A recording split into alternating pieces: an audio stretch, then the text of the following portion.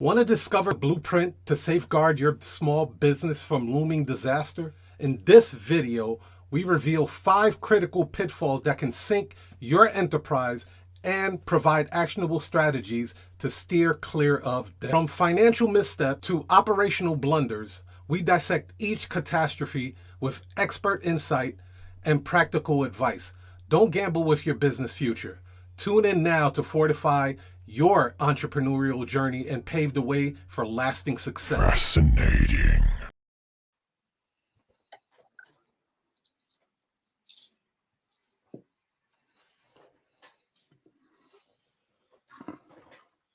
Peace, peace, peace. This is your international sales and marketing hitman, your humble hip hop sales coach, Tiger Toledo.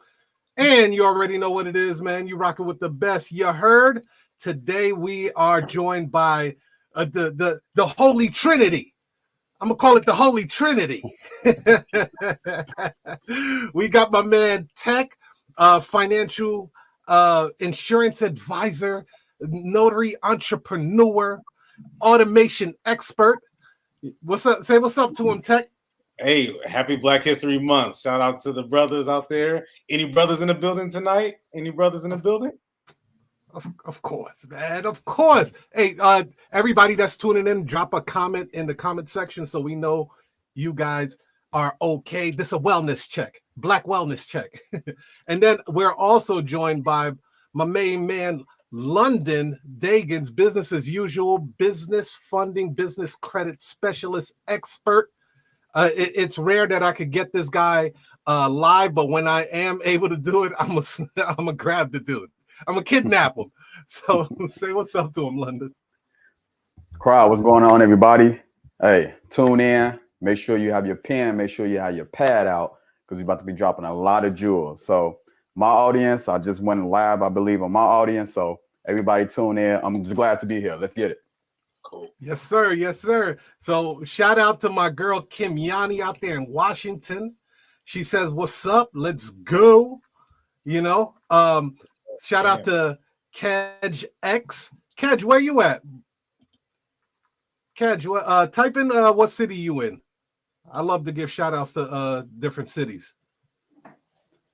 So Sure. today is going to be an interesting topic, you guys. We're going to be talking about avoid these 5 small business catastrophes, because at the end of the day, we're all entrepreneurs. Despite what industry that you're in, whether it's notary industry, whether it's finances, insurance, or whatever, we're all entrepreneurs. So the fact that we're addressing entrepreneurs on this, it is very important that we talk about the 5 main things that will make your business go kaplooey, straight up. And we're also going to add 2 bonuses on that. So, London, talk a little bit about what do you do and why people should listen to you and follow you too, brother. Yeah. Okay, well, so if you're an entrepreneur, if you're a brand new LLC and you haven't figured out yet, right? You haven't figured out. What I mean figured out, I mean, you're probably not making any money inside your business. So which means primarily the reason why you're not making any money in your business because you lack capital, right? We need capital to buy equipment. We need capital for marketing. We need capital for supplies. We need capital for staff. We need capital to invest in systems and get process, in order to not only start, but to grow and to scale our business. So if you're in need of capital, I'm definitely the person that could teach you not only how to strategize to get business credit, to get business funding, to get bank credit, right? Those are 3 different separate concepts. So I specialize in helping brand new LLCs start, grow, and scale their business by utilizing the bank's money, right? Whether it's community banks, whether it's national banks, whether it's credit unions, any type of fintech companies, right? It's all different types of forms of financing out there for you. So I don't care where you are in your business, right? I don't care where you are. You may be broke. You may be like capital. You may not have good personal credit. You might not have figured out how to establish your business credit. So that's what I specialize in. You might not even make any revenue in your business, no income. Did you know you can still get up to $100,000 in business funding by generating zero income in your business? So I'm going to break that all down. So you definitely want to stay in tune. Wonderful, brother. TEKK, talk about that a little bit, what we just talked about. Yeah. Man. First of all, shout out to everybody that's always rocking with us, man. I just want to give some love out to the people who, and I just saw there's a guy out in Oakland, KEJX, KEJX. You got to let us know how you pronounce that. But yeah, man, shout out to the east side, west side, north side. Yeah, anyway, we'll talk later. I wonder about I got to show love to the West Coast, man. But of course, you know, yeah, of course. And London is 100%. You know, full, you know, disclosure. I've worked with London personally because I know that there was a difference between the personal side and the business side, and it makes a difference to me. It really, if you're gonna say that you're in business and you still use your personal cell phone, those two don't mix. You know what I'm saying? So, you know, like we take off the handcuffs today, man. There you go with these handcuffs. Hey, I watched a couple of your lives, and I see TEKK bring out these handcuffs. I be like, it's hilarious. It's hysterical. But it's necessary, though. It's necessary. It's the method behind the madness. If you are in business and you answer your business calls with your personal cell phone and not your business phone, then that's not a business. Same thing applies with the whole, when London broke that information down in a way that a 5th grader can understand it, as well as a 50-year-old can understand it. I'm not 50, I might be bald, but what I'm saying is a business bank account versus a personal bank account, how these two things not only on paper shows how established you are, but it makes a separation, a clear distinction between what you do in your personal life, in your business life, and you should know that. Like, you should do that. You should separate these two, not only just for the protection, but for, like London says, the advantages that it brings. And, you know, if you want to be in business and that's what you want to do, you want to leave a legacy for your family, for your kids, you want something that you own, these things are necessary. There's no way around it. So having a business bank account completely changed my life. Now I'm clear. I can see. I can predict down the future in the 5 months and what's going to happen based upon the activity in my business bank account versus my personal bank account, and those being two separate. Just having these two things on paper is not just going to help you personally. It's going to help every aspect of your life, your relationships, your confidence, your development. I'm just saying, he might be just talking about having these two separate things, but I'm saying these are the things that I've experienced, man, just by making these simple changes. And you'd be surprised how many people say they're in business, but they're really not in business. They're really not. And they can just make a few different changes, and bam, it's gonna be a symbol to their whole entire bodies, their spirit, that this is different, and now I can move accordingly. It's crazy. Now, TEKK, I got a quick question. When you say that it's changed your life, give me some examples of how it's changed your life. Having a business. Here's a perfect example. So I only use credit cards. Right. Bingo. I don't use cash at all. Bingo. Right. So, and I'm going to break that down why you only should use credit cards. We're going to hit that. So and I hope he dives into this because it's really a simple switch. It really is. Like, the difference between a rich person and a poor person isn't the amount of money you have in your bank. It really isn't. It's really just the way that you approach how you manage what you do have. You got to just manage what you do have. So I only use credit cards because I understand that I borrow from myself and not from other institutions. And therefore, I pay myself back. I don't pay other institutions back. So just using that concept alone, that's how it's changed. So now I have a business bank account that can feed into my personal bank account that can pay me, right? You got to pay yourself first. I'm talking if you only make $50K a year or $20K a year or $500,000 a year, it doesn't matter. You So gotta essentially, you are the bank. You created your own bank. Absolutely. So therefore, by me understanding that concept, again, not the amount of money, it's just understanding the concept. That has now allowed me to be able to move in a way that where I don't carry any credit card debt because I'm able to borrow from myself and not pay back Bank of America, Wells Fargo, American Express, or whatever. I pay myself back. And now I move like a business or like an established entity would. And it's a night and day game changer, man, to me. And I think most people who are confused about business, sometimes they work themselves and they work more, and they're not leveraging some of these tools that are available to them. So, that's why we're here, though. And, that's why we're here to break this information down, get this info out to the family, and hopefully you guys, make some changes. And if we can help, then this is how we do it, man. All right, so I'm unable to upload these slides, so we'll go into the first catastrophe to avoid. So the first one is poor financial management. London, I think you could gangster boogie on this one.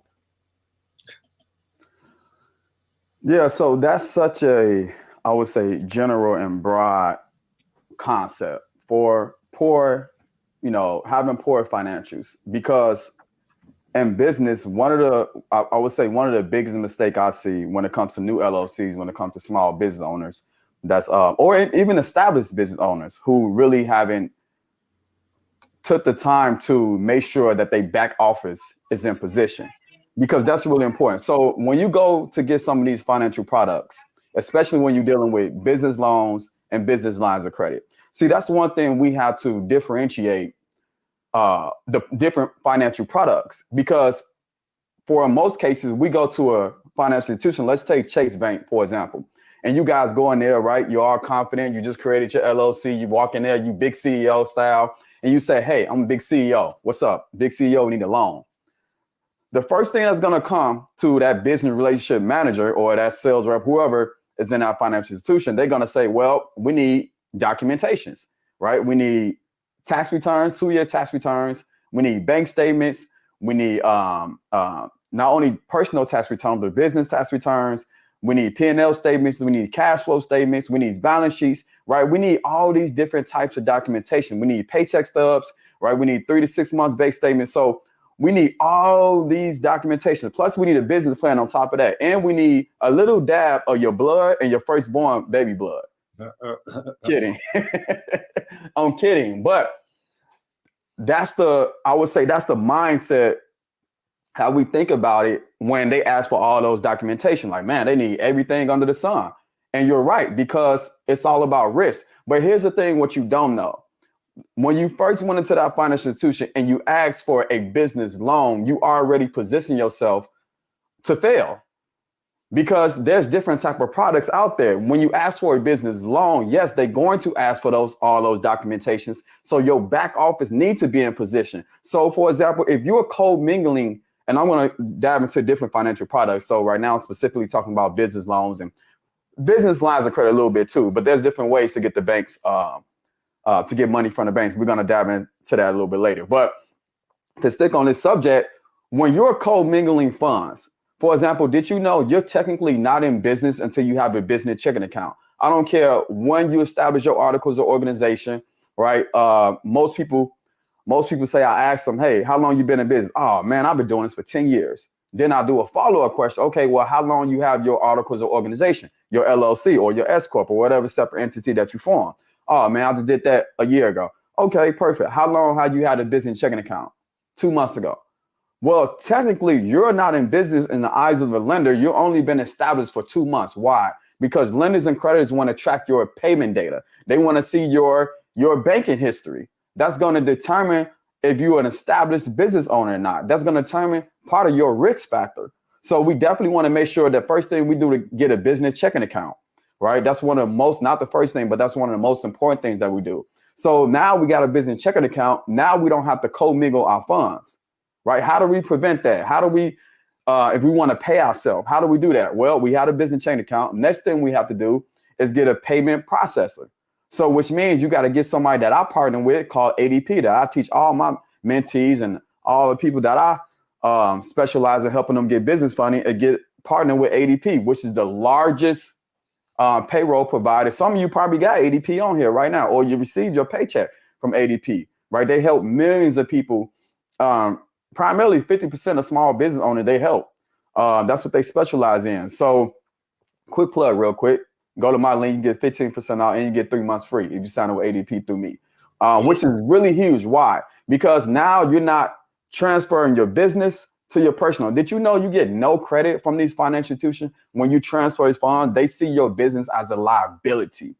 That's the worst thing. You don't want to position your business as a liability. So when you're co-mingling your funds, and trust me, I did this like back in 2017 all the way to 2019. I'm co-mingling my funds, right? Just making that transfer. So once you position your business properly, now you're opening up for more financial products. Now you position yourself to get a business loan. Why? Because now you position yourself as a W-2 employee of your company and not big CEO. Right? Not big CEO popping your collar. So now you only have to provide limited documentations as opposed to providing all those other documentation that they will add when you're asking for a business loan. I'm keep putting emphasis on that because, again, I want to differentiate the different products that we're going to go over a little bit later. So when you're going to ask for a business loan, yes, you will have to make sure that your back office is set. You will have to make sure that you're paying yourself. That can be monthly, that can be weekly, bi-weekly, whatever, but you're paying yourself a paycheck. Now, it doesn't have to be a form of paycheck, right? You can do direct deposit.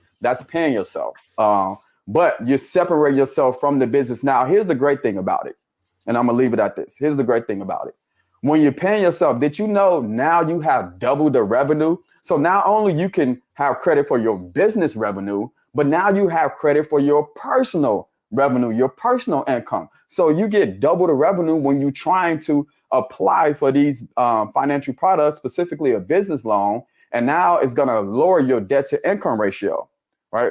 I'm going to explain what a DTI, if you don't know what a DTI is, I'm going to give you the formula, but I'll explain that a little bit later. But you lowering your debt to income ratio, so which is huge. So we have to properly set our business up. So when we need a capital, we already prepared. See, most of you right now, you wait until your back against the wall and say, oh, I need a loan. I need $1 million back in 30 days. I need $1 million in 2 weeks. But the data points doesn't say that you can get $1 million. Hell, I didn't say you can get $10,000 because you're not properly positioned, right? So I hope that makes sense. And I'm gonna pass it to you, TEKK, or whoever, Tiger. No, appreciate that, bro. So we're gonna go right into number 2. TEKK, okay. I think this would be really good for you, bro. So number 2 says the lack of market understanding.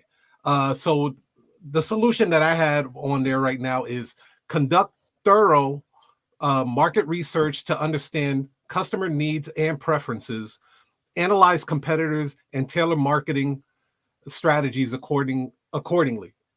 Utilize customer feedback. What do you say about lack of market understanding for small businesses? Yeah, well, specifically to the notary industry, but I think this could apply across the board, but specifically to what notaries do. When notaries don't understand what it is that they actually do, they can't define it. They can't give a definition to what they do, then it's going to be difficult for a customer to actually understand that. So for instance, you ask the question, well, what is a notary? Or somebody asks you, hey, what do you do? I'm a notary. Well, what is a notary? A notary is the person who deters fraud or who authenticates signatures. Yeah, on the surface, that's what it is. But when we talk about marketing and we talk about advertising, we talk about getting clients and having a business, understanding what the word business is, meaning that's to transfer value from one person to another person, or from one entity to another entity. So if you can't define what it is what you do, or if you give some type of dictionary definition as to what it is, which is oh, I'm a person who deters fraud. Well, yeah, of course. I'm a person of integrity. Well, of course, that's the entry point. That's what it takes to actually do this. Well, yeah, I'm background check. Well, yeah, we understand those things. Oh, yeah, and I witness signatures, and then I stamp documents. Well, of course, everybody with a commission can do that. But what I'm saying, understanding what the market is looking for, this is where you start to define what it is that you do. And this is why it becomes very simple to get clients and to find opportunities for marketing. So when somebody says, hey, TEKK, what is a notary? See, my answer is it depends who's asking. Depends. Because if you're a lawyer or if you're a person who's trying to serve a restraining order to their boyfriend, or you're a person who's trying to set up their boss for an appointment at their office, it depends. See, I'm going to answer the question based upon what you respond with. My question back to you, which is, who's signing your document? How many people are signing it? And do they all have ID? And can I actually get to them? Because I understand that this is about urgency. I understand that it's about getting an answer to these 3 data points. Where are you? Who's there? And do they all have ID? If you can answer yes to that, to my checklist, then I can be wherever you need me to be at whatever time. Half an hour, or we can do it later at 5:30. So I understand that the person who's calling me, they're not looking for a notary per se. They are, but they're not, right?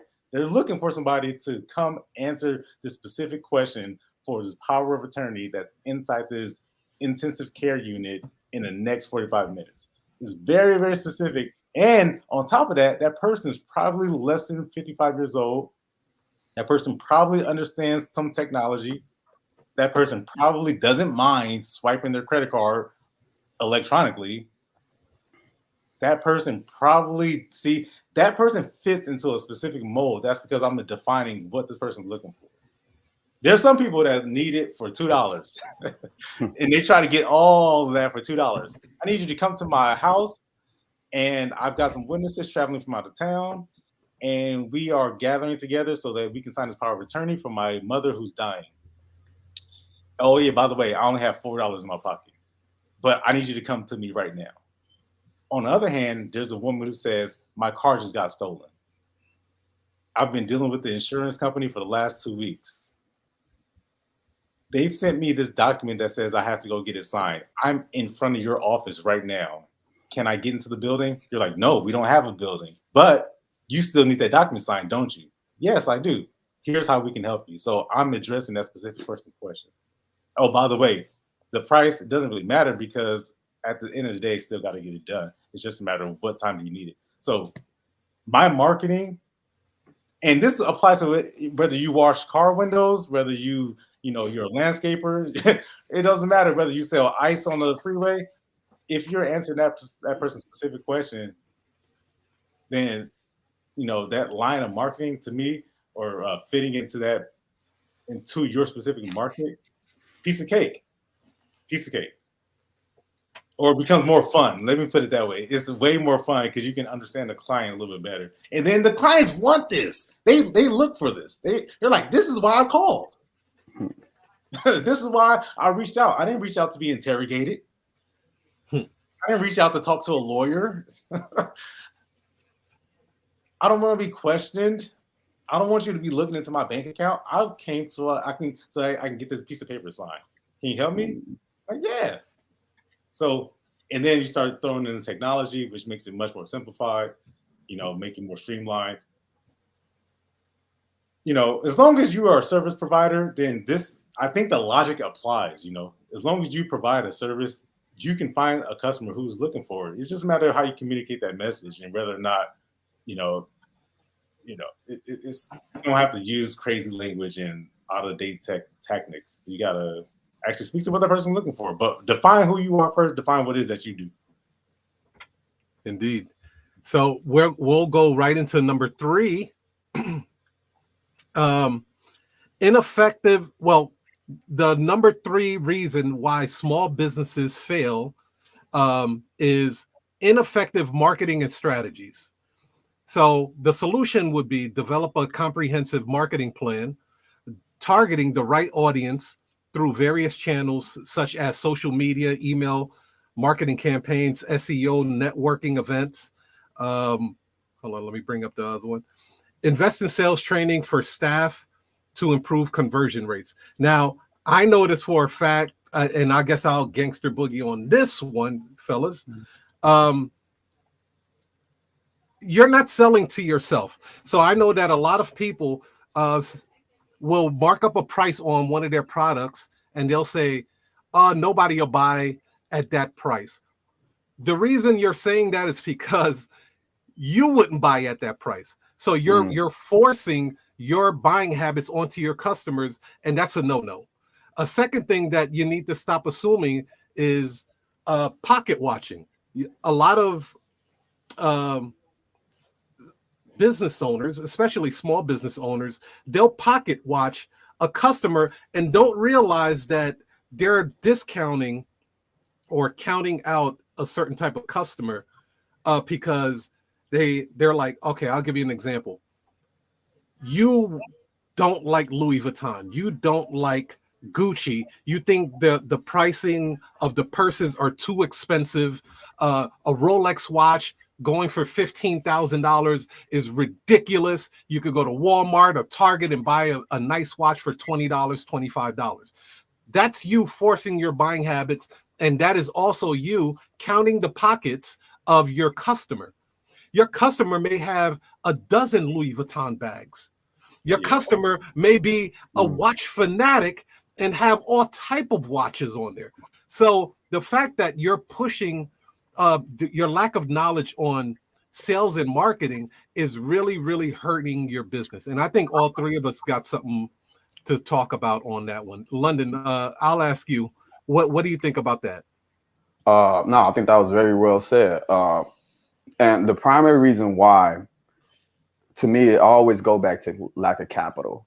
But there's different ways you can market without having an abundance of capital behind you. And we'll definitely dive into that. But I want to focus on the market strategy when you do have access to capital, because there's a saying in business, you can go maybe 6 months, 12 months, 24 months without landing profit in your business, but you can't go not one day without cash. My interpretation is that it may take you a while to turn a profit, but if you constant have access to cash, whether that's a line of credit, business credit cards, an investor investing into your business, you will be okay. You won't fall into insolvency, right? Because you're constantly pumping money into you got a well-oiled machine. But most individuals, the reason why they can't grow their business is because we have no marketing budget, right? We don't have capital to invest into marketing.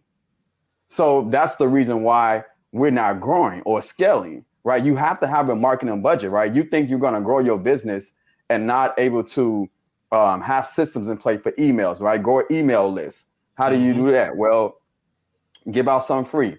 Let them subscribe to your email.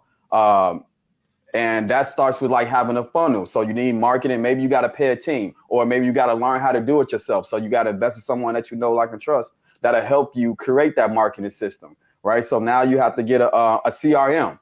So that's huge when you come to business. So marketing is huge. It's practically everything. So I ask people all the time. People always want to make $1 million, right, or more. How much money you want to make in your business? I want to make $1 million to get all the site.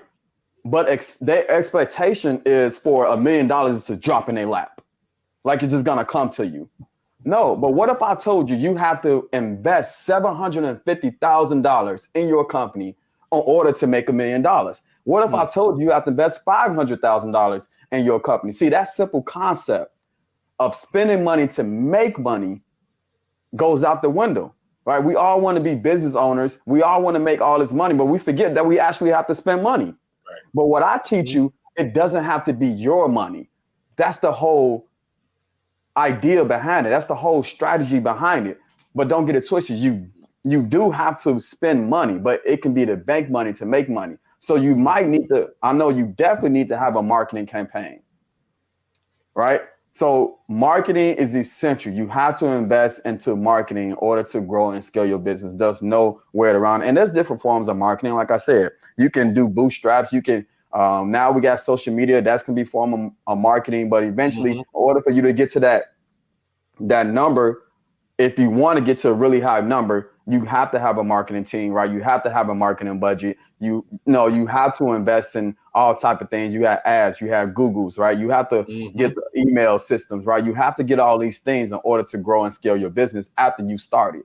So again, it all comes down to capital, having capital in order to do that. See, most of you are stuck doing $10 jobs because you have the lack of capital. So now you the person who take out your own trash. You the person who send the emails. You the person who answer the phone calls. You the person that's running your marketing planner, right? So you do everything in your business. So these are called $10 job because you don't have the capital to delegate that responsibility to other people. That's good. All right. Yeah, that's solid. That's solid. And that I'm glad you said that because it runs right into our next one. And TEKK, that you could definitely take the lead on this. It goes into inadequate operational management. So number 4 reason why small businesses fail is inadequate operational management. Solution would be to streamline the process, delegate, as London just said, delegate tasks effectively, invest in technology and automation. And that's why I thought you'd do great with this one, TEKK. Tools to increase efficiency and ensure clear communication. Talk on that, brother. Man, shout out to y'all, man. Shout out to everybody who's actually in on this sales training. And man, I'm so happy we got London in the building too to add that extra layer of hot sauce. No doubt. Yep. Man, because I love that answer. And that helped me a lot. Your answer just helped me. So I hope everybody else got that. But speaking about inadequate operational management, which that, like you said, Tiger, goes right into what we were just discussing. So this is a sales training, ain't it? Yes, indeed. Indeed. Sales training. So I'm gonna break this down, man. The lack of capital to me is because as you were talking, Leonard, I was thinking to myself, why would somebody not be confident in marketing their business? I'm thinking lack of capital, absolutely. The reason why I felt confident in number one, I felt confident because I felt secure that I actually had a business, meaning I had a step-by-step process to take somebody who was interested in what I was looking for and being able to deliver it. I could name in 7 steps what this person will, I can basically tell them their future. You're going to call me. Like Lennon said, I'm not going to be the person who answers it. But there's going to be an answer. There's going to be a response. That person, if they need further assistance, then they could then call or speak to a live person. If from there, that person's problem was, we would determine that they needed 1 passport application in the city of Chicago at 2:30, then we could qualify a person to go out and execute that assignment for them. They could pay us. We could then send a review request. They could then post that. Other readers who were, because we advertise and because we invest into getting our name out there, another person could read that other person's positive experience, and then the cycle could just repeat itself. So now at some point so this is our operational strategy. And now but like Lennon said, at the base, it starts with, to me, the access to capital, then the confidence that you actually have a step-by-step process, and you're secure with that too. Now, the automation side of it is interesting because it's impossible to scale without it, or it's impossible rather to scale or to grow if you do everything. Put it that Agree. way. You got automated or delegated. Automated or delegated. I definitely agree with that. You have to offset some of your responsibility. You can't do everything, man. You just can't. Nor should you. No, Right. no. Why would you want to do everything? Right, Tiger, you always say this. You're the visionary. You're the person who's the leader. You're the CEO. You drive the seat. You're the captain of the Starship Enterprise. You know what I'm saying? You're the person who leads the ship. Absolutely. And I 100% agree with that. And so, what's some simple ways that you could introduce automation in some of these operational strategies? Well, think about, again, do you actually have a business? That's the question. Do you actually have a step-by-step process for you to transfer money from one person to another person, or transfer value from one person to another person? You do. If you have a notary business, that's just one example. But if you're answering somebody's question, then as an entrepreneur, then you actually have, a way to make that either simpler, make it faster, make it more, efficient, make it cheaper, or make it more expensive. I don't know, however you want to go about that. But the automation is interesting because the email is perfect. I had a guy who just recently left a review and said, when he booked the appointment, he actually paid, and immediately he got some emails triggered to give him even more confidence, and he felt even more secure that he made the right choice because there was constant communication. But hey, I'm not calling him though. I'm not the one calling this guy. I can't send him text messages and send him emails that let him know that somebody's en route to his home to meet with his wife. People have confidence issues about that. You want men meeting women in their homes. There's some issues around that. So you investing in your ability to market and your ability to look excellent on paper and to actually follow through with that, that's a business. That's how and it requires your investment. And it should, because whatever you invest, you get it right back. Oh, I like what you just said. I tell people all the time, not only credit, but business is all about perception. Do you look good on paper? So we have to make sure that we properly look good on paper, right? Making it a full established business, because at the end of the day, when it comes to your business, it's if you're in business you have to have an extra strategy. So, or eventually you will have an extra strategy, right? You might sell or right, you might have other people come in and invest in your company. So that could be part of your extra strategy. But it's all about how they perceive your business. So if you don't have the automations, if you don't have staff, you don't have the systems, if you don't have a clean process where everything is running smoothly, right? Of course, you got to have a good product or a service, right? So that's all in running a full business, because there's a difference between a self-employer, a business, or a small business, a big business. All that is different. A side hustle, it's all different. And it starts with how you run your business. And marketing is huge when it comes to that, your marketing and branding strategy behind you, because most people buy into you, not really like Apple. The name is Apple. So simple. Tiger talk about this all the time, right? So your personal brand can be way bigger than the brand of your company. So, when I say your personal brand, I'm talking about you, but I'm also talking about the people who's actually working with you, your team, and your systems and your automations. All that is your branding. Yes. Just wanted to add that. Yep. No, I love it. Love it. So I hope you guys are getting value from this. We're unraveling the 5 pitfalls and catastrophes that small businesses make. If you guys have to review this video and kind of like go over, I would hate for it. It makes no sense where small businesses are coming up in the game and they're making the same mistakes over and over and over again. And you're like, all right, I got to start up a new corporation. And, it never gets past the 3-year mark, because one of these 5, or maybe all 5, is affecting your business. So we're going to go into number 5, and then we do have a bonus one for you. But before we do that, we're going to go into a quick commercial break. As they say, pay some of these bills around the house.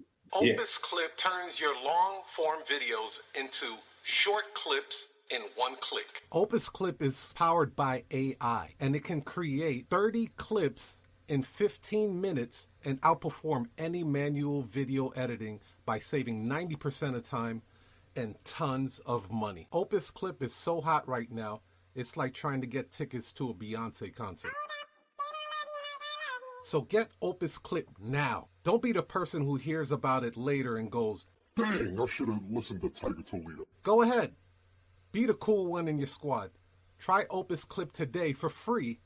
Just click the link in the description.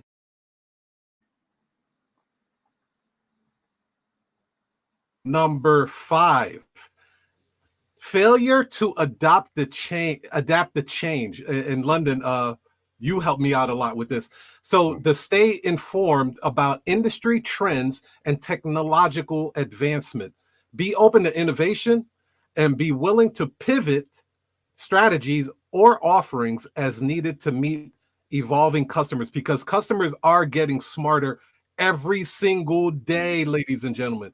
Every single day, customers are getting smarter. I promise you this, because if you look 10 years ago, people were very hesitant to put their credit card into, an Amazon or a website. Today, they let the website store their credit card.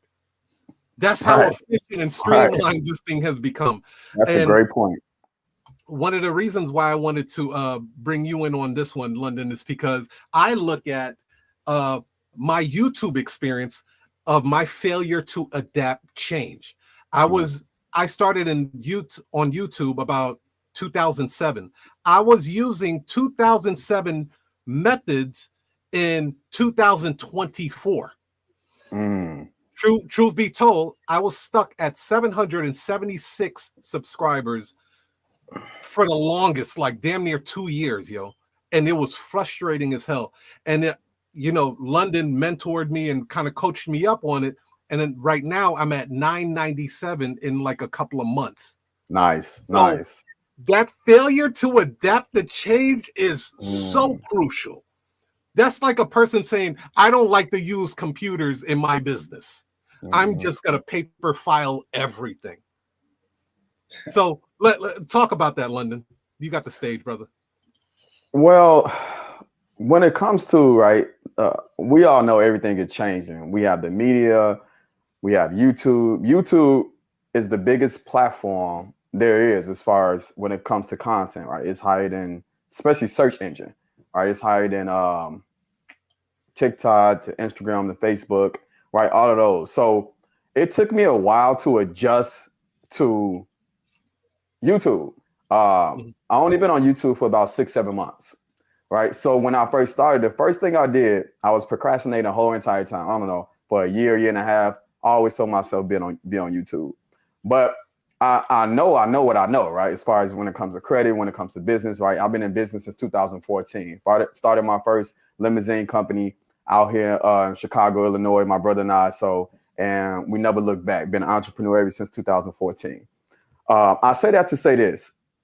It's so many changes that I've been through in my business because of not only the world, but my learning experience, me learning about cash, me learning about credit, me learning about relationships, me learning about investors, right? I've done it all. I had all types of different types of loans you can think of, all different types of financial products.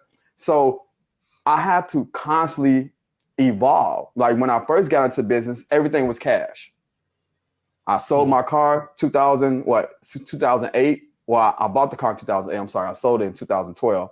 After 6 months paying it off, went through Chase Bank, paid off, sold it 6 months later, used tax money, used family and friends to invest into my first party bus in Baton Rouge, Louisiana. Bring it back out here, made a lot of money, but went through a lot of trials and errors because we was ignorant to the fact of credit.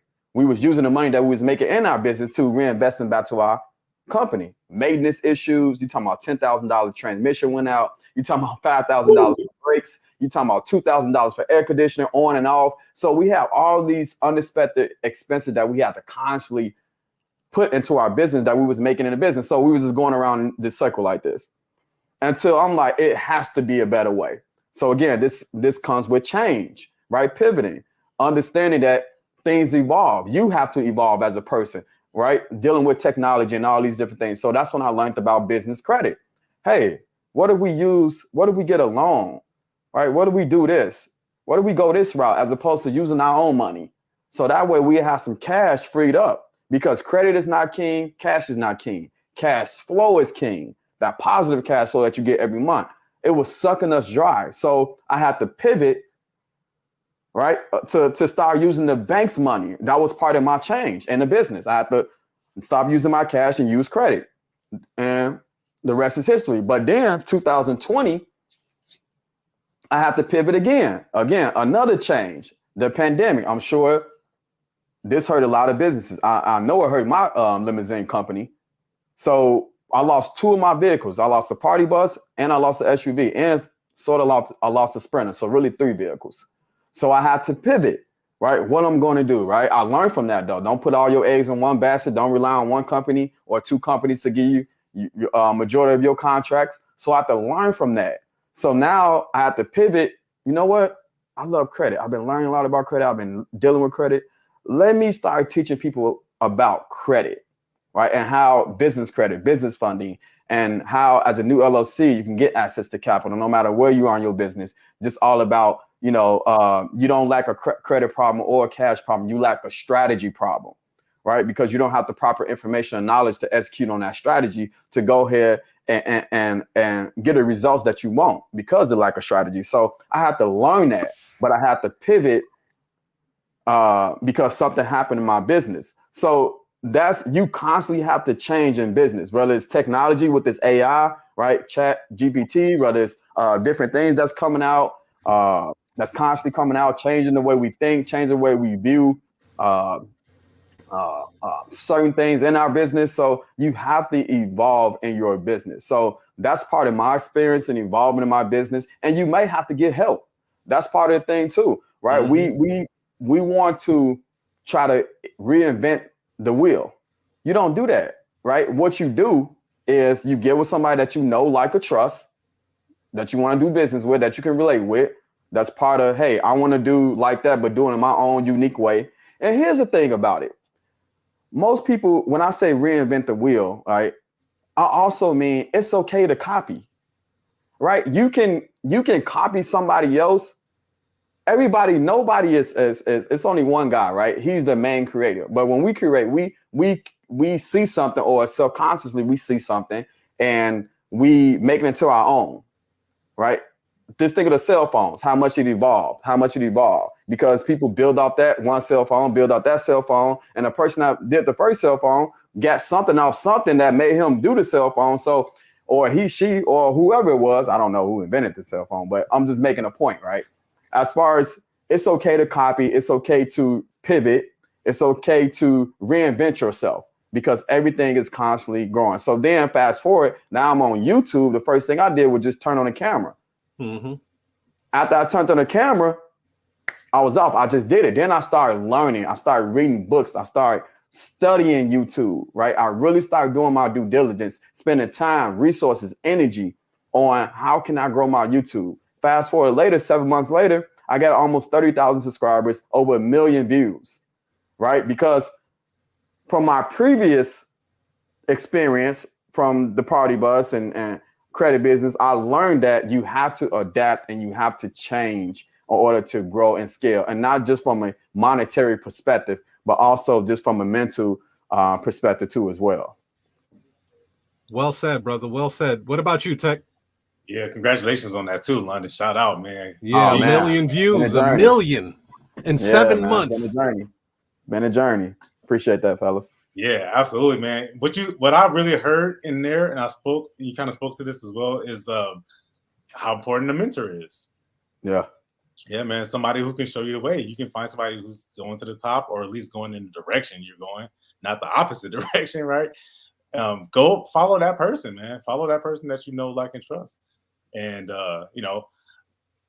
it's, to me, the mentorship, I don't know, man. I don't know how it can be substituted. I mean, you can try to figure out things on your own, but it just takes longer. And the faster you learn, the faster you're going to get results. Seriously. Yeah. Like, if you can learn quicker and you could be real with yourself and evaluate yourself and say, listen, I need to, all right, this is what I learned for the last month, and let me implement this quickly. And for small business owners, the nice thing about that is that you don't have to go through several different bureaucratic channels and upper level management and supervisors and approvals and things like that.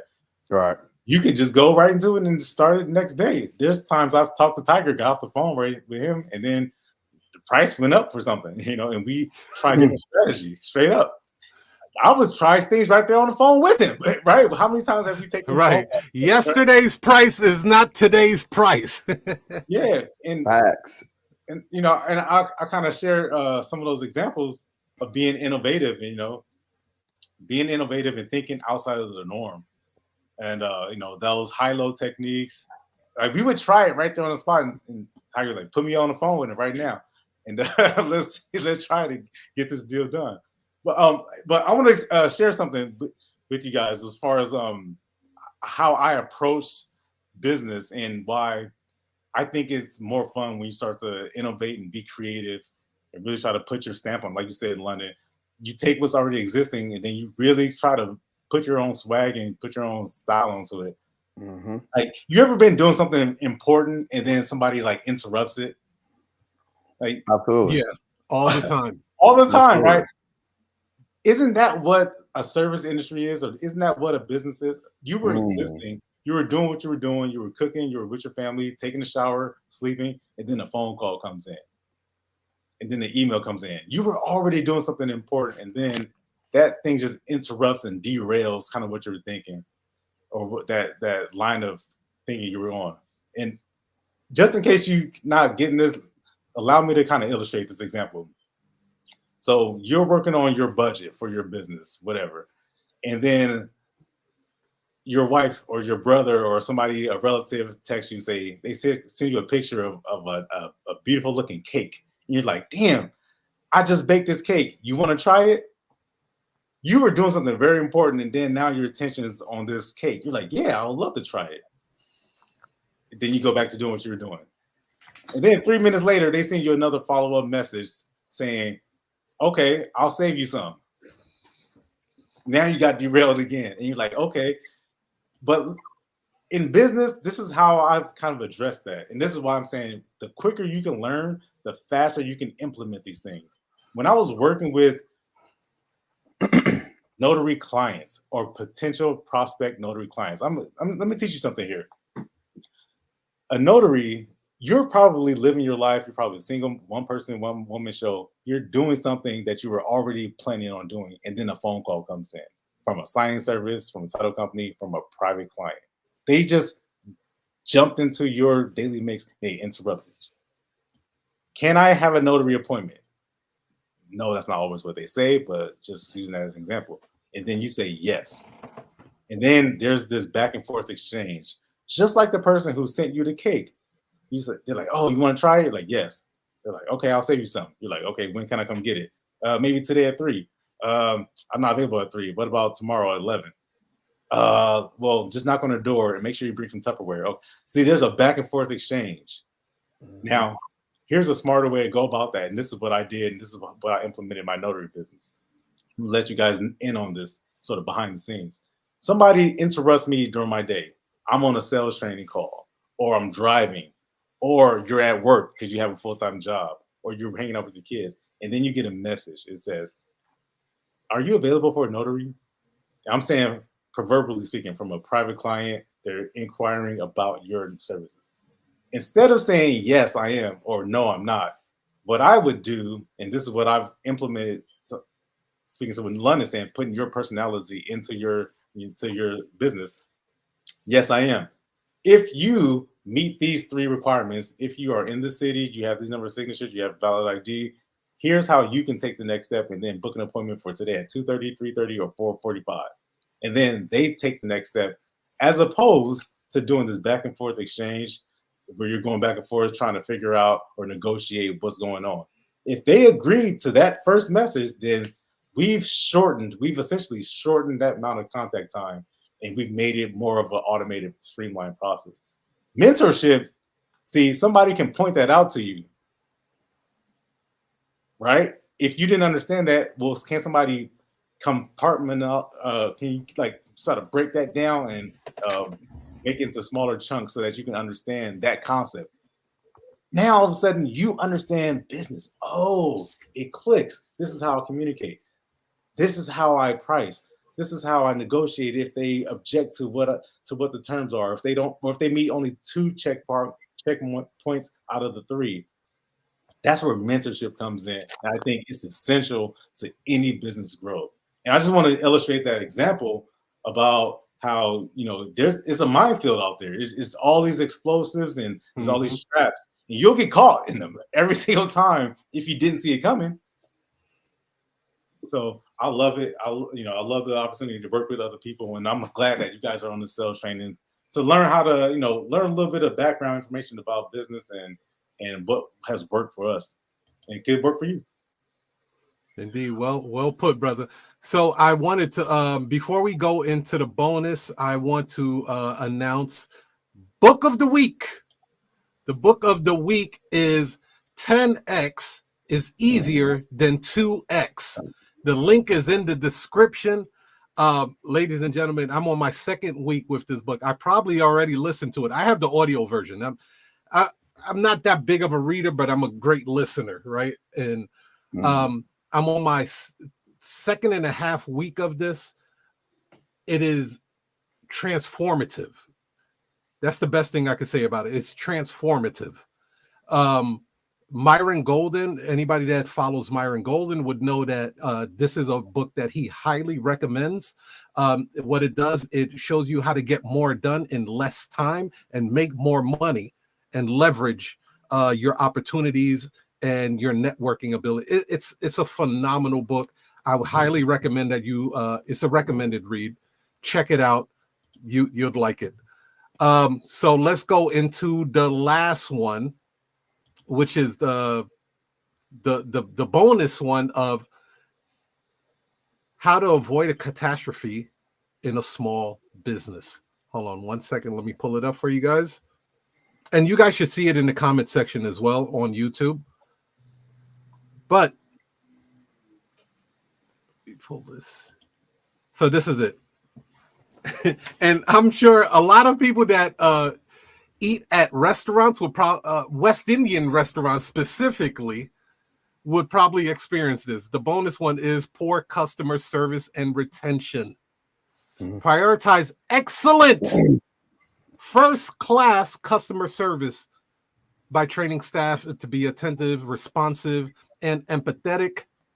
Implement loyalty programs, solicit feedback, and let me add customer concerns promptly to build long-term relationships and enhance retention rates.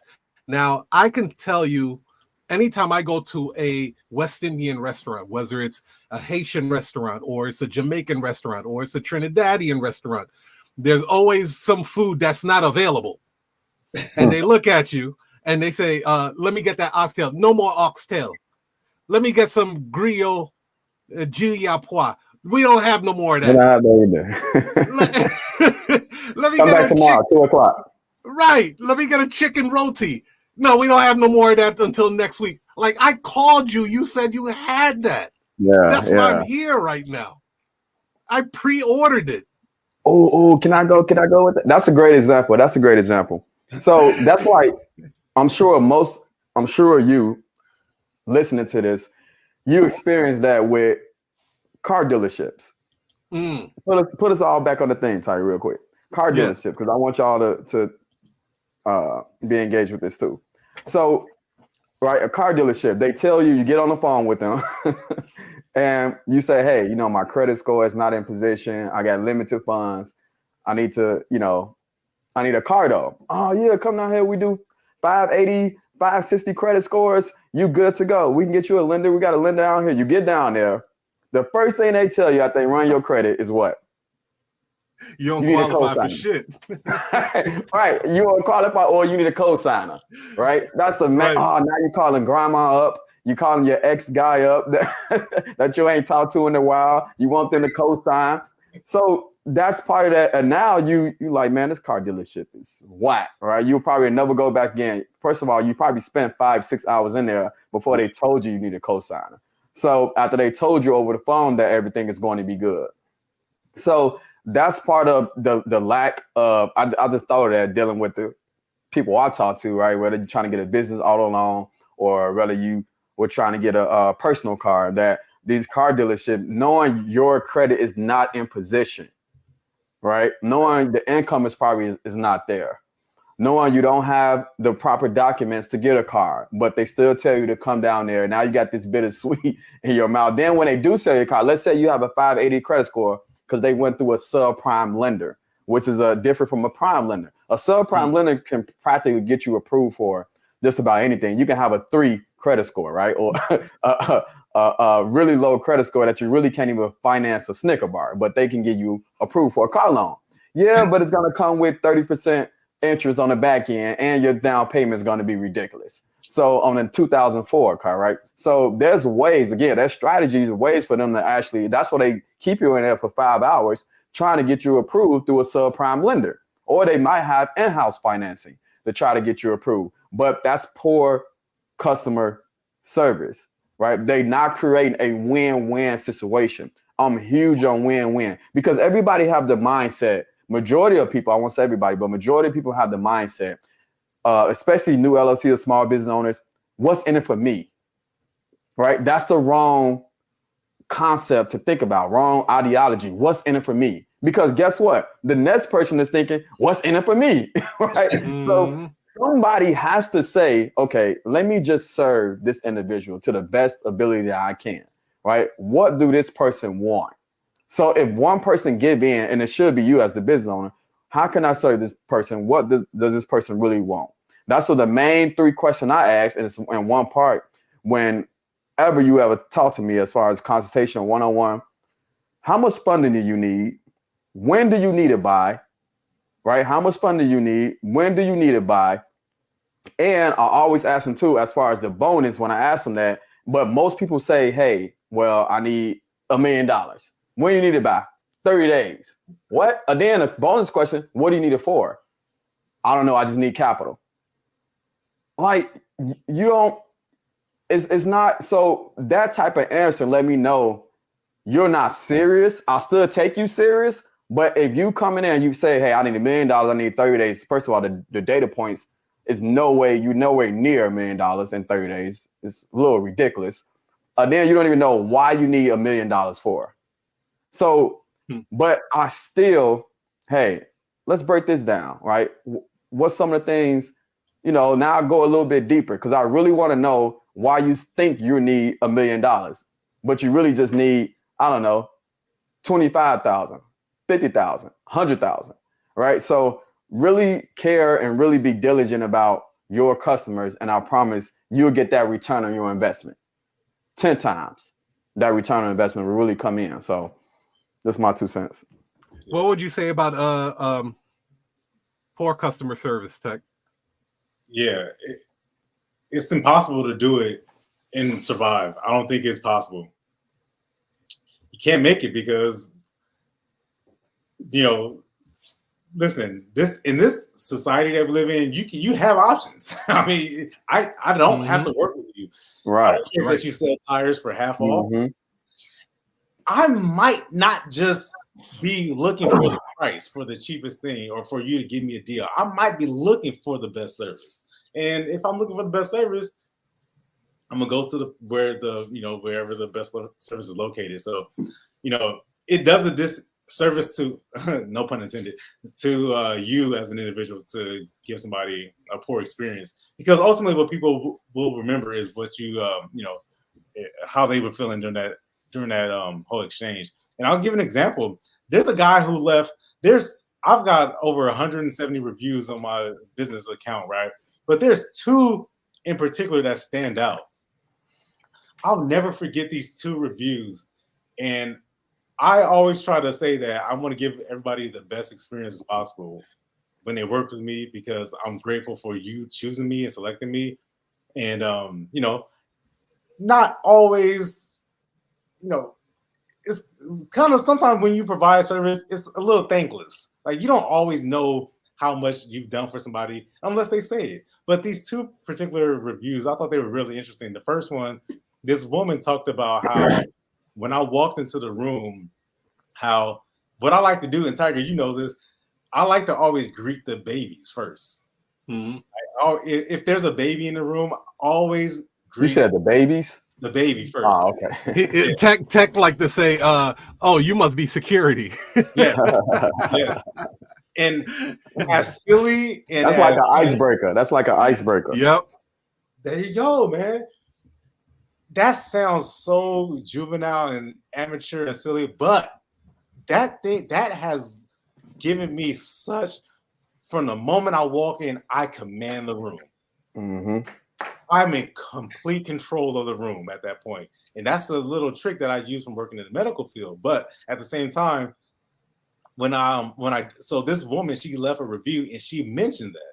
She mentioned, oh, when he walked into the room, you know, my daughter, who's a newborn, has been working with our parents, you know, the baby's grandparents, and the baby's been so fussy and so upset. But when he walked in the room, the baby was completely at ease, and it was such a relief because we were trying to get these power attorneys done, and we had our grandparents there who was watching the baby, and my husband and I, we were trying to get this important documentation done. And when he walked in the room, he just felt like our son just felt so at ease with him. Like that really, and I was like, damn, that's cool that she noted that because that was my intention to do something like that. Hey, Tiger, real quick. Does that mean that you have to be please everyone, 100% success rate, that you have to please everyone? I would say that's impossible, right? Right? Yeah, I would say it's impossible to please everybody. But if you have a high standard, like I think going into this game of business, you have a very high standard of being first class, not second class, not third class. You go into the game first class and you give it everything you got. As long as you know you gave it everything you got to do good business, a great business. You know, if for some reason that customer is just a pain in the ass, fire their ass, right? People fire customers all the time, all the time. So yeah, that's what I would say to that. So we're going to go into some of the questions and comments on here. We had shout out to sticking around. Kim Yanni said, let me pull that up. Big facts, proper LLC structure is a major key. Got to look great on paper. We also have another one from BC. Can I get a no doc loan with a FICO score of 600 plus? No, Linda, what would you say? FICO score. No FICO score, but credit 600 plus. All right. So remember what I stated before. Terminology is really huge because for the simple fact, when you go in and you say, hey, I need a $10,000 loan or a $20,000 loan, $50,000 loan, there's no such thing as a no documentation loan. Now, you might be thinking what you're trying to say is I need a unsecured business credit card or a stated income business credit card with 0% interest. Thanks for the correction. That's what you're thinking, right? So you're referring to this, right? You're referring to these credit cards, Wells Fargo. So that's what you're thinking. Don't ever walk into the bank and say, I need a no doc loan. Don't say no docs, period. I don't care if you ask for a credit card because they're going to instantly say, we need documentation, right? Don't ever just say an unsecured business credit card, right? I want to open up a business checking account. And when you open up, hey, I need an unsecured business credit card, right? So that's how you want to ask. Don't ever ask for no docs. Now, to answer your question, no, you have to get documentation when you're dealing with a loan. Now, again, when it comes to unsecured business credit card, let me tell you the biggest differentiator. Why it's called stated and don't say no docs. Because stated income means banks only care about two things: your willingness to pay them back and your ability to pay them back. Let's start with your willingness. Willingness is based off what? Are you willing to pay us back based on what? Your business credit profile, right? Do you pay your business bills on time? How long you've been in business? Longevity matters, your business age. What about are you what type of business trade lines do you have on your business credit profile? That's number one. It's also based off your willingness to pay them back. 95% of it's based off your personal credit profile. Do you pay your bills on time and over the period of time? Essentially, that's all credit is. All right. Then they're looking at how well do you know how to manage debt? aka your credit utilization, right? Then they also looking at, well, are you being frivolous, or aka are you being thirsty for credit, which means your hard inquiries. Because I don't care if you had an 850 credit score, no lender, no creditor, no financial institution out there want to lend to an individual who looks like they constantly need credit. It's a bad look. So your inquiries tells you that, right? So they're looking at all this data. So now if you have a check mark with your business credit profile, you have a check mark with your personal credit profile, now what they'll do, they allowed you to state your income. So which means if you say in your business that you made $100,000, they will take your word for it. Why? Because the data says that you can pay your bills on time. You know how to manage that. You're not being thirsty for credit, right? It says all that. So they allow you to say you make $100,000. Now, is that considered bank fraud? Absolutely not. It's right on the business credit application. You can state your income or come close to what you're making. Why? Because it's something that's called projected income. So you might be thinking, London, if I state I made $100,000, I haven't made $100,000, isn't that lying? That's not committing bank fraud. Whenever you tell you to commit bank fraud, you can get up to 30 years in prison and $1 million in fine. But what you can do is state your income. Next thing you can do is called projected income. So which means based on your future revenue, based on your future income, your future business plan, your future invoices, your future contracts, you can project that you're going to make $100,000 by the end of the year.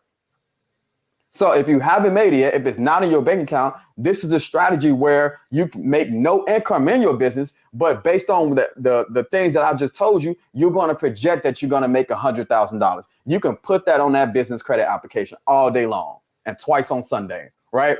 So and now one more thing, a bonus thing you can do is not only put your business revenue, but your personal income. You can also put additional income like household income. You can put if you got a trust fund, whatever, you can put stocks income. You can put all different types of income, and it's right there on the business credit application. We just don't read the fine print, but it's literally right there. So you can list a whole to increase your revenue, right? Because all the banks want to know is your DTI, which I stated earlier, which calls your debt to income ratio. The formula for your debt to income ratio, you take your monthly, not expenses, but your monthly debt, car loan, credit card debt, mortgage, right? You divide all your debt, again, not your expenses like your water bill and light bill. That's called expenses, not debt. But then you take your revenue. So you take your monthly debt divided by your revenue. I'll give you your DTI. Banks typically want to see, depending on what bank you go to, 36% or lower when it comes to your DTI. Now, so you're able to project your income, you're able to state your income, and you're able to use additional income like household income, like your spouse, in order to get qualified for that unsecured business credit card. But it's not called a no-doc. It's definitely not called a no-doc loan. They stopped doing that back in 2008. That's why the market went crazy, because they were doing no-docs, real estate loans, and etc. Right? There's no such thing, no documentation loans, right? But it is a such thing as stated income business credit cards, or unsecured business credit card, or even unsecured business lines of credit. Right? That is the thing. So to answer your question, a 600 credit score, I would say no, you at least have to be 680 or 700, but it's not just predicated off your credit score. It's based on your credit profile. Are you tracking me? So BC also asked, they need help. Where can I get the best approval rate for $10,000 new LLC? How can they get in contact with you for the discovery call, London? Oh, yeah. So you can, multiple ways. You can go to my website, right? www.sppmanagementinc.com, book a free discovery call, or you go to my YouTube channel, London Business as Usual. Click on the link, either my website or go to my link that have all my other links in there, right? You can book a free discovery call there, or you can book a one-on-one with me. That's also in discussion. Book a one-on-one with me. We'll break down your business credit profile. We'll break down your personal credit score. We'll do a full evaluation where you are or what you need to do to repair, restore, rebuild your personal credit, and also properly structure your business. So just book a consultation, and we can definitely go there. Or if you want to do it yourself, just get my ebook guide. Shit. That's a way to do it too. So I want to call this this section that we're about to go into 10x game for your brain. Basically, we're just gonna, whatever you feel like say in London, or if there's a story, a situation, a Mm. scenario, just go in, hit them with some 10x stuff. Same thing with you, TEKK. Just hit them with a situation, story, a scenario that can help people level up and take their game to the next level. Who wants to go first? I'll go. Go ahead. So one of the things that new LLCs, new business owners think that, hey, I don't have any income in my business, so I can't get funding. My credit score sucks. It's low, so I can't get funding. I haven't established business credit yet, so I can't get funding.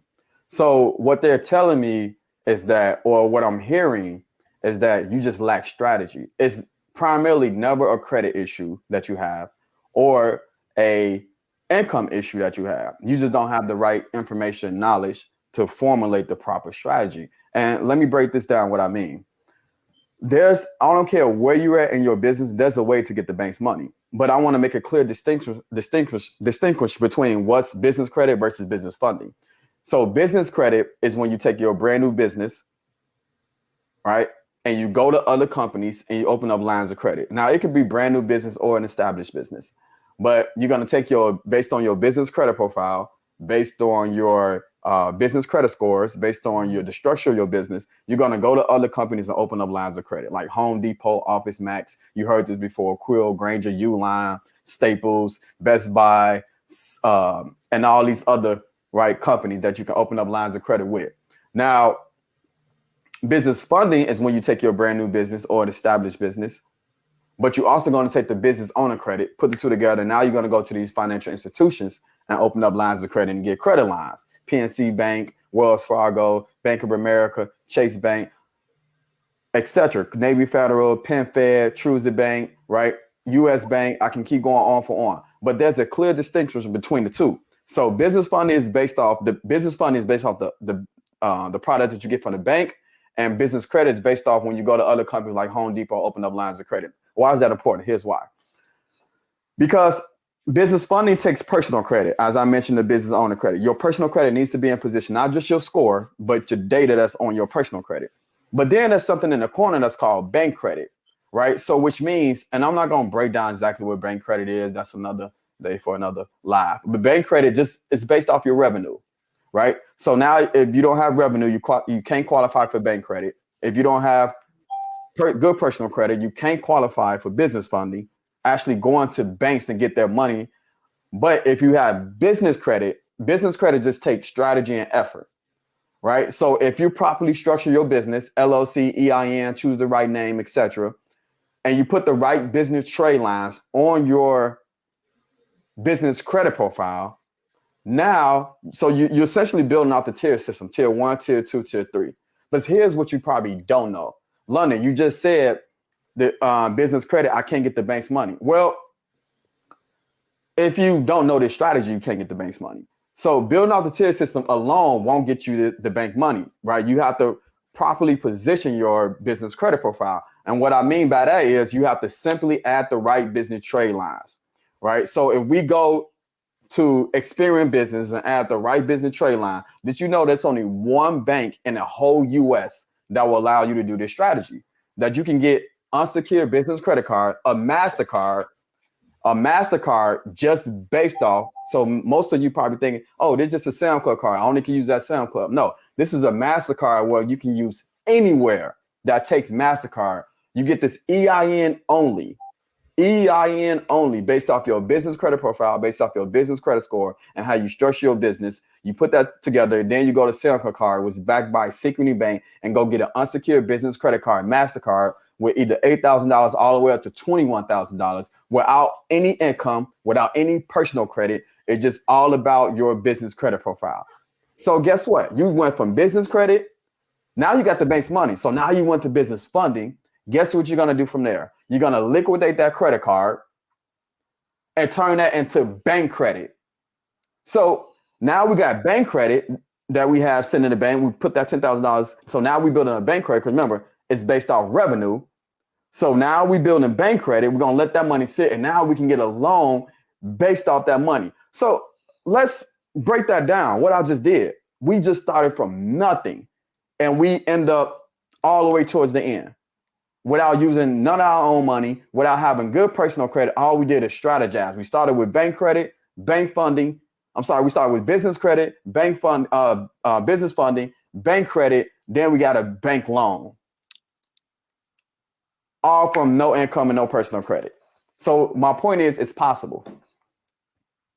That's 10x for you right there. That's why I went on that rant. That's 10x.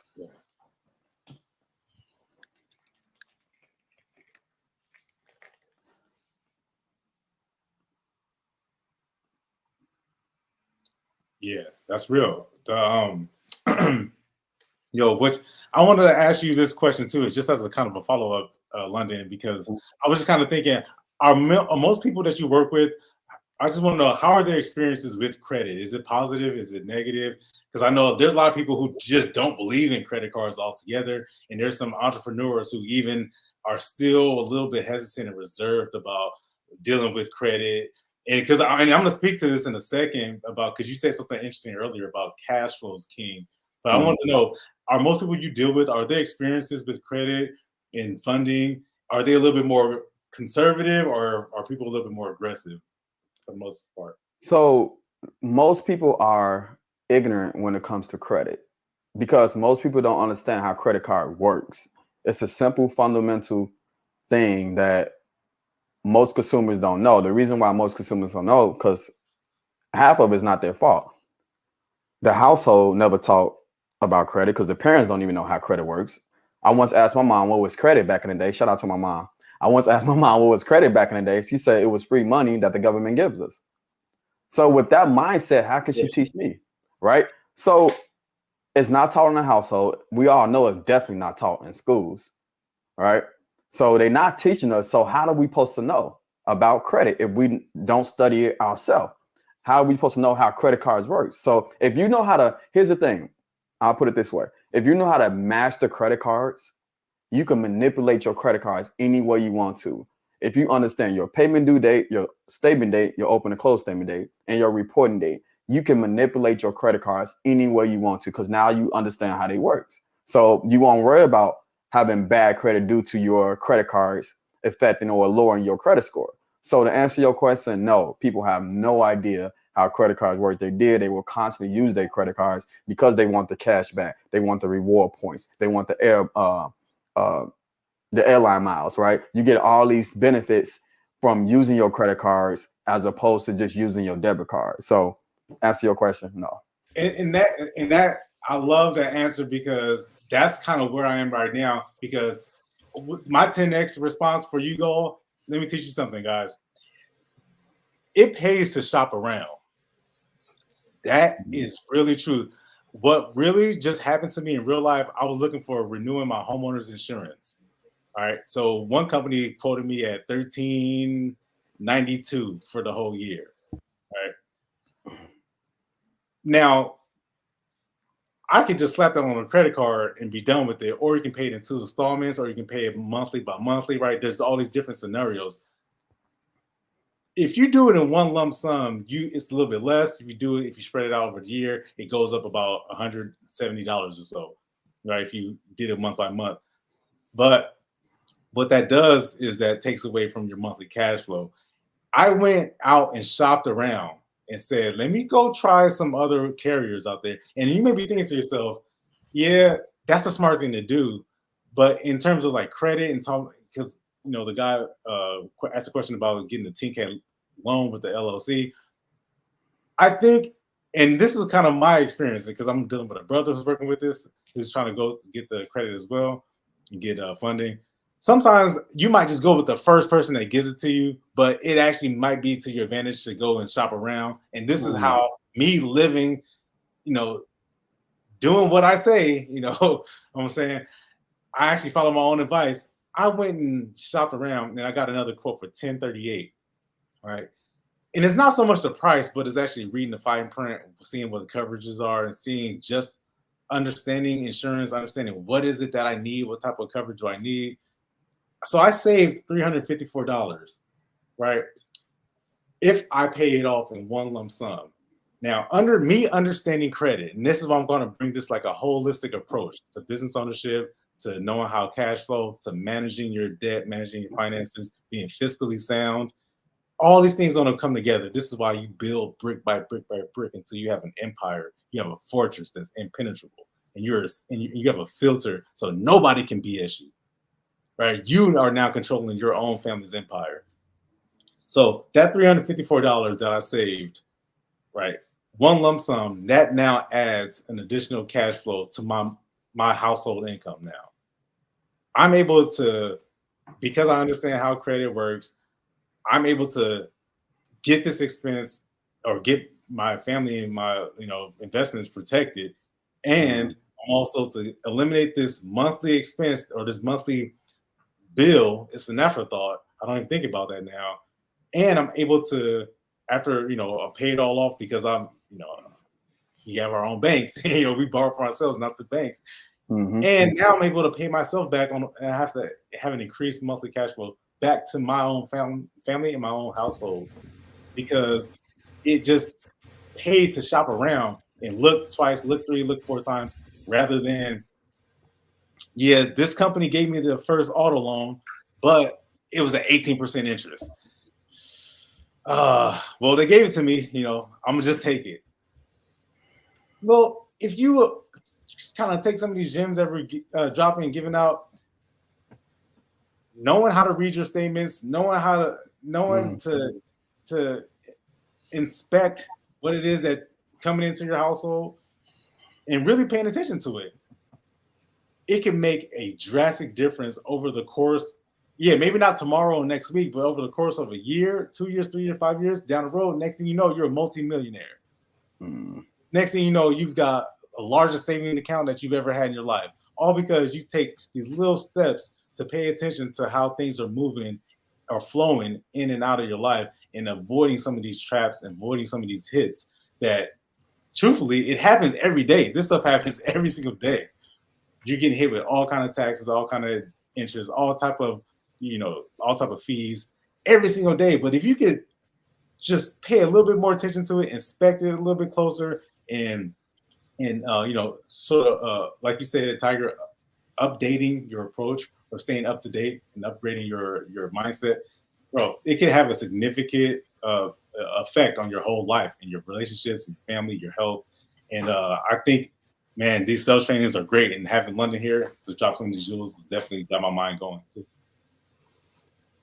And I want to thank you guys for actually joining this show today. I hope you guys got a lot of value from this. I would highly recommend that you share this with your fellow entrepreneur, small business owner that is looking for some remedies and solutions to some of these common catastrophes that all small businesses experience that actually put them out of business. So share this with your friend, put it in an email, send it to your close ones.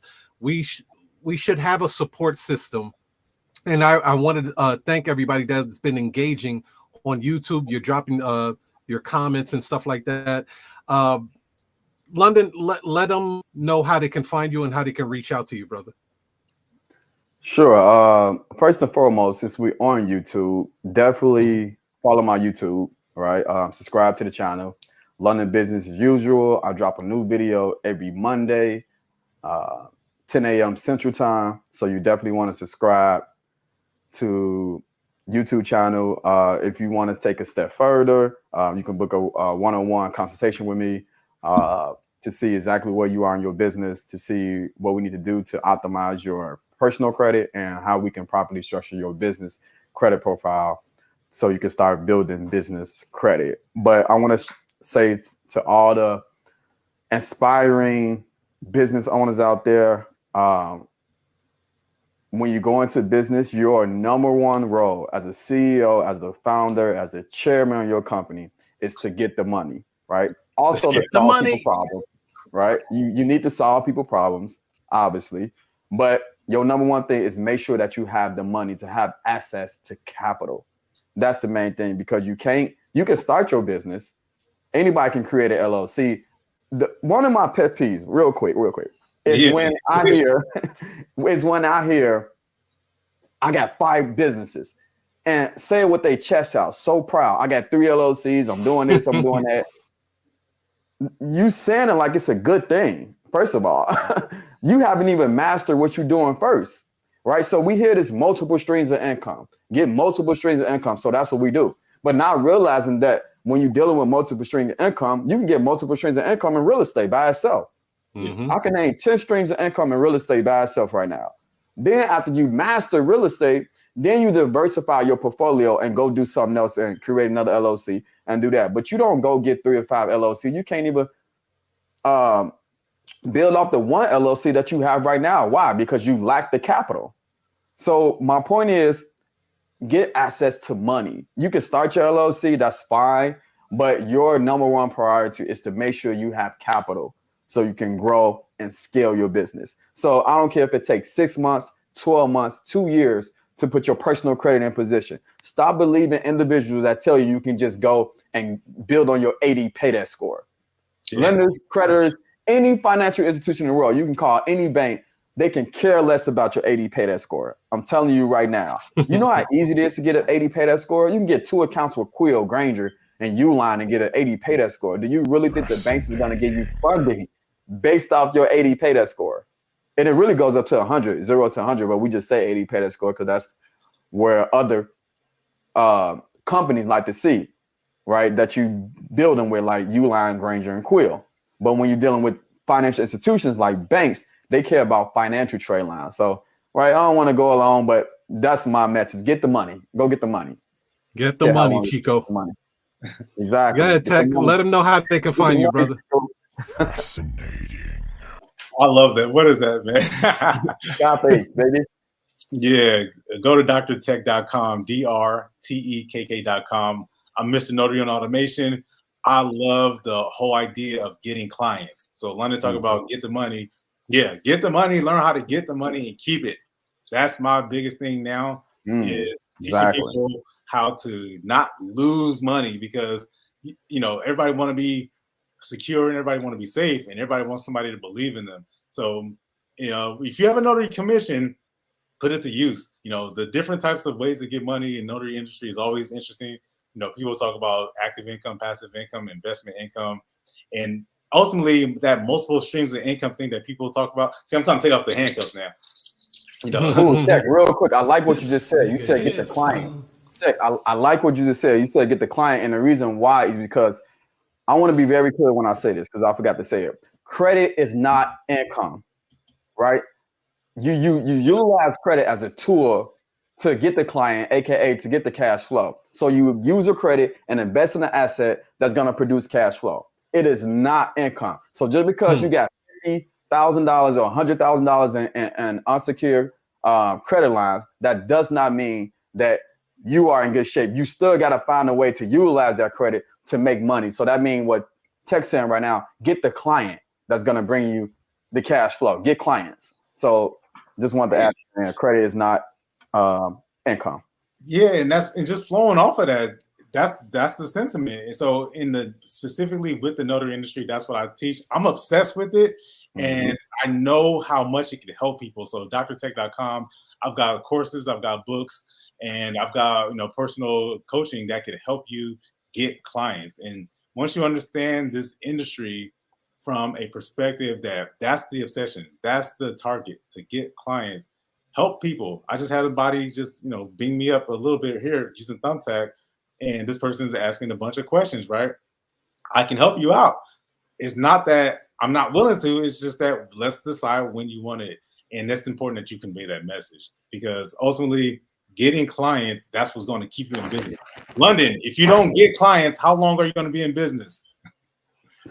You're going to be out of business very, very quickly if you don't get clients, right? Not very long, man. You're gonna not very long. So you're going to be out of business because, again, clients bring the cash flow in. That's why I tell people cash flow is king. So you definitely got to, but credit is just a good tool for you to have a marketing budget and 100%. To go get the client, right? So that's for sure.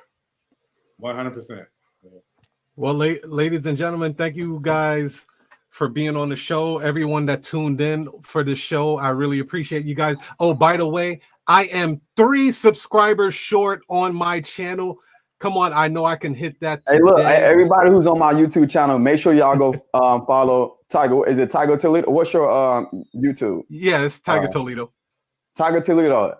Hey, get my boy at again, create a win-win situation. He talk about marketing strategy all the time. I don't specialize in that. I learned so much from Tiger as far as when it comes to marketing. So Andy specialized in not only specialized in marketing, but he also specialized in notary. So if you want to do a side hustle, right? If you want to create a business or small business doing notary, definitely got to link up with. So you guys definitely want to go ahead and subscribe to your channel.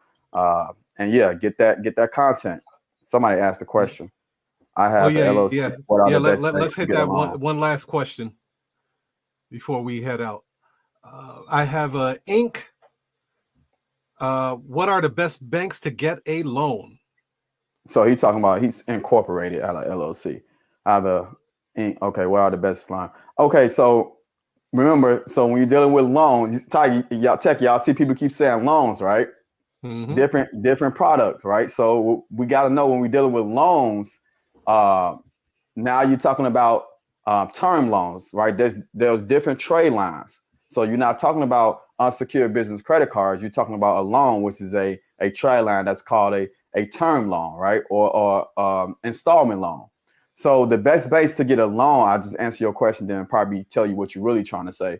The best banks, I would say, go to credit unions like Navy Federal, PenFed to try to get a loan, or your local credit union. I would say that's the best, or your community bank, your small community bank. Why? Because they care more about the customer. It's privately owned, as opposed to going to Chase, where not only they have to make sure you are in position, but also they have to, on the back end, maybe they getting their loan through SBA, maybe that underwriter, they rules and regulations have to be in position. So it's going to be very more challenging for you to get a loan through these national banks like a Wells Fargo or Bank of America or Chase. Go to your community bank or go to your small or credit union. Now, if you're trying to get unsecured business credit cards, right now, that's different than a loan. So unsecured business credit cards, I would still tell you to go to community banks and go to your local credit unions, or even go to national credit unions. But more importantly, you could still go to national banks, because national banks got something with 0% interest credit cards, which is great. So if you go to US Bank, you go to PNC Bank, if you go to Bank of America and Chase, American Express, right? You can go to all these banks and go get unsecured business credit card with 0% interest for 6 months, 12 months, 18 months, 21 months. Love it. But that's different from a loan. So we have to get that in our minds, not a loan, depending on what you need. Damn, do people know how powerful 0% interest money is? I don't think they know. TEKK. That's crazy. You can literally write yourself so all these loans that y'all talking about, how can I get a loan? How can I get a loan? Well, did you know you can write yourself a 0% interest loan by liquidating that credit card, get a balance transfer check, write yourself a 0% loan, put that money he hitting y'all with that 10x game for your brain again. So that's how you get a loan. So again, it's strategy. You ain't have to do a business plan. Do I need to be in business for 2 years? No. Do I need a business plan? No. I did that with my first loan through a company called Asian because I didn't know any better. When I first got my second party bus, right? I didn't know any better that there was a such thing that different financial products out there. So just be careful with their responsibility to tell you either. That's not their responsibility to tell you that either. Oh, hell no. Nah. Definitely not. They look, as a business owner, they expect for you to know. That's what my whole point is. So if you're going and asking for a loan, they're gonna be like, okay, well, I assume you know what a loan is. Right. So they expect for you to know these things already. So just be very careful what you ask for. That's the biggest mistakes that small business owner make, asking for the wrong product. Right. It's like not knowing the terminology, because lawyers got their own terminology, right? Lawyers, they got their own verbiage. Same thing with doctors. They got their own language. Real estate agents, everybody have their own language. So bankers and you dealing with credit, you have to learn the language. That's huge. Yeah. Yeah, it'll save you some money, some debt interest. For sure, 100%. So again, thank you guys for joining on the show. What we're gonna be back next Wednesday around the same time, same bat channel, same bat station. Let's do it. You know what I mean? And we're going to continue to bless the community with knowledge that's going to help them build better business, because I really believe small businesses is the backbone of the United States. There's about 33 million small businesses out there in the United States. They employ anywhere from 6 million and up. So small businesses is the backbone of the United States. So let's talk more about that, and let's get you on the right road. You guys have a credit specialist, business funding credit specialist here with London DAGANS, and then you also have someone that is very astute with automation, streamlining your business, and understanding the notary industry. Take advantage of this, you guys. Take advantage. No one's hiding. No one's hiding. We're here in your face. Reach out to us so we can chop it up with you guys. And with that said, peace, love, and happiness. I wish you guys the very best. Peace. Late.